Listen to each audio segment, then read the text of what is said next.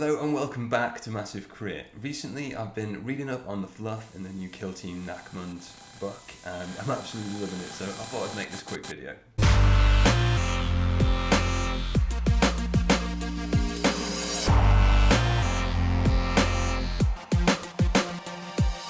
For me, Nachmund left an impression because the lore doesn't seem to be GW's normal. Not all the 40k factions are represented in Nachmund, and the main focus seems to be on the cartels and the pirates rather than the 40k factions themselves and what they're trying to achieve. The story doesn't seem to affect the main narrative of 40k, but for me that's what makes it so interesting. But before I draw too many conclusions, the first question on my mind is, what is the Nachmund Gauntlet? The Great Rift, or Cicatrix Maledictum, was born from the efforts of Abaddon the Despoiler, if you can believe it. Expanding from the Eye of Terror, the Great Rift literally tore the galaxy a new one in a series of violent, cataclysmic warstorms and remains a tumultuous tear in reality, enhancing psychic powers and psychic events across the galaxy. Thousands of worlds were now left cut off from Holy Terror and the Astronomicon. The Great Rift split the Imperium into North and South. The North, cut off from Holy Terror, is now known as the Imperium Nihilus, and the South, ever seeking to re-establish the galaxy, is now known as the Imperium Sanctus. The Imperium of Man suffered exponentially by the opening of the Great Rift. World after world was beset by war, facing alien invasion, heretical uprisings, and demonic incursions. Questions arose, like, in the name of the Emperor, what is happening? Does the other side of the galaxy still exist, or does this tempest now fill the rest of the galaxy? And most importantly, what will happen if we fly into it?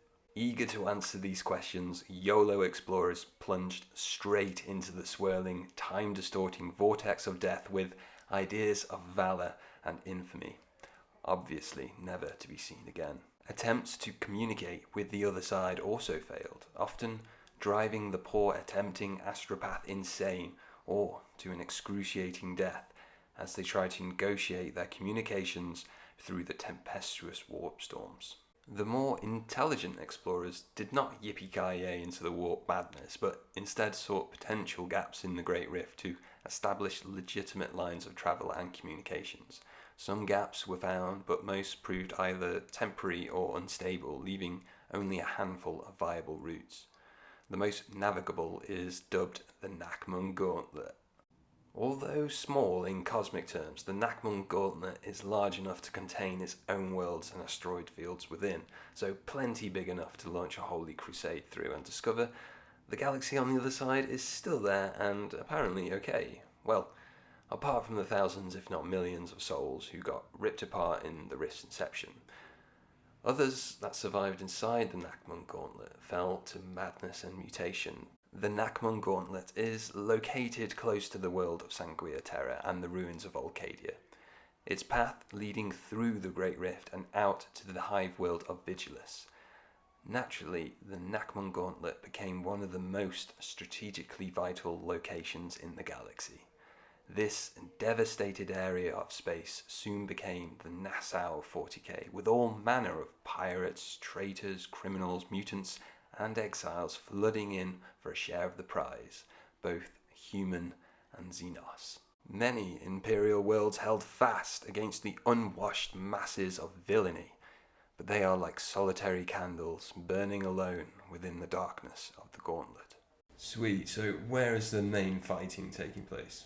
The edges of the gauntlet, where the Great Rift overlaps with real space, is called the Corplex. The planets, moons, and orbital stations that exist within this area are consistently ravaged by empiric energies from the Great Rift. Mutations are rife amongst the populace and plagues run rampant. The natural world twisted with oceans boilings, mountains dissolving, the plant life becoming predatory like Venus man-traps, and the skies racked with strange, malevolent auras. The imperial worlds and outposts become ever more zealous, yet still the populace slips into anarchy and barbarism. Supplies are running low, raids and attacks more common, so leaders are forced to trade with pirates and Xenos. Over time, the Corplex has developed into two distinct regions known as the Badlands and the Halospheres. the former being closer to the Gauntlet's warp wall and the latter further away. The Badlands is a loose collection of gaseous nebulae, hidden space stations, system-sized asteroid fields collecting around strange gravitic anomalies, and all manner of worlds bathed in the glow of warp energies. Lifeless husks drift through the void, stripped of life by tyrannid megaswarms or demonic hordes. One of the planets in the Badlands is Logos II, which emerged while still under attack from a tyrannid invasion, spat back out by the warp, infested with demons now fighting a war of attrition with the Xenos. The effect of the warp on the Badlands is profound and disturbing. Demons can be sustained indefinitely, tentacles grow from abandoned orbital stations, asteroid caves grow jaws, open eyes bulge from the flanks of crewless vessels. Most of the human inhabitants foolish enough to dwell within the Badlands suffer from some sort of mutation, taking a desperate pirate commander or heretic Astartes to call it their home. Nonetheless, the Badlands has become a place of birth for many races to operate out of, as few will pursue them into it. Cruor Sancta, a convent sanctuary that has miraculously remained largely untouched by the baleful effects of the Great Rift in the Badlands. Populated by priests and pilgrims, and defended by the militia regiments and the Adeptus Sororitas. Although their faith is strong, the warp is gradually beginning to fester and twist the once proud world, weakening the defences for the Corsair pirates waiting like carrion to plunder it. The Halo Spheres region of the Corplex is less affected by the warp than the Badlands. Many of the populated clusters and ports are run by gangs and cartels of multiple species, each cartel working against the other to gain the upper hand. One of the main conflict areas is the Hecate Reef, which is home to a colossal space hulk torn to pieces by multiple warp storms. Corsair and heretic Astartes, amongst others, are particularly interested in salvaging from the wreckage. Huel can also be found in the Halosphere, which is the homeworld of the severely diminished Space Marine chapter, the Auric Paragons. One of the few Space Marine chapters to revere the Emperor as a god, the chapter suffered enormous losses when the Great Rift tore into existence and their world became under attack from heretic forces. The Auric Paragons have received Primaris reinforcement, yet as supplies dwindle, they are resorting to religious blackmail and aggressive tactics with the people they encounter to secure what they need to continue the fight for the Emperor. So, what factions are involved in the conflict? Let's start with the most obvious. Corsairs? Chaos? Nah, the Drukhari. With the Nachmund Gauntlet and surrounding areas in such turmoil, with countless innocent and not so innocent souls ripe for kidnap and torture, and with strange exotic technology up for grabs, it's safe to say the lords and ladies of Comera are definitely aroused by the possibilities of endless debauchery, often establishing real space bases in the Corplex to protect their interests.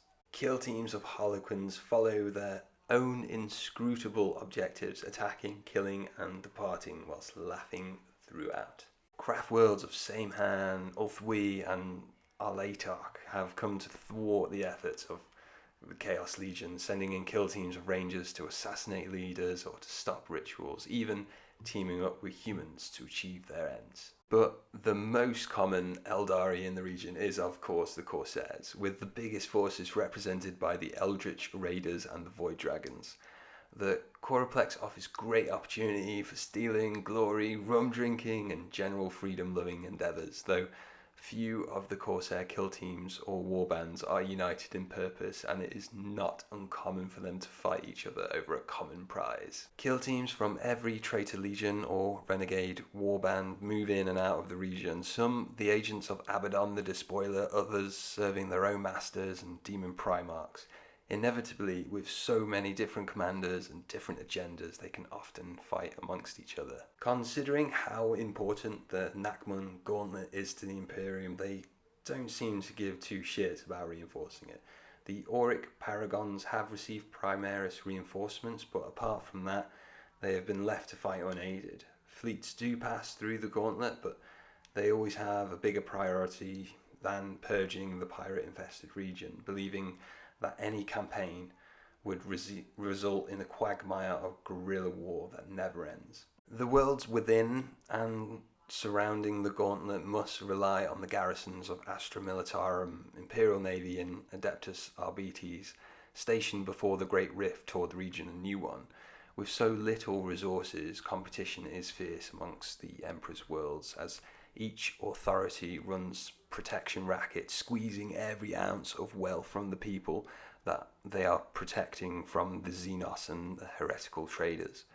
Religious zealotry is becoming more and more common, not unlike the Catholic Church, promising your soul's absolution for an ever-increasing price. The only other Imperial presence is the Adeptus Sororitas stationed at Cruor Sancta, but with corruption slowly creeping into their monastery, they have shut the doors to any refugees looking for sanctuary. By refusing to assist allies, they hope to preserve the safety of the monastery. Believing the Great Rift to be Gork's Grin, who has come to swallow the stars, the orcs were delighted to find Gork spitting out demons for them to crump because he didn't want to eat that kind of filth. Logic soon followed that if the orcs were to plunge into Gork's Grin, he would spit them out to different fights around the galaxy. Thus, some orcs found themselves at the Nachmund Gauntlet, facing a choice of enemies to have a good fight with. Other than these Waz that managed to find the Gauntlet, other greenskins such as freebooters and blood axes have already discovered the Gauntlet.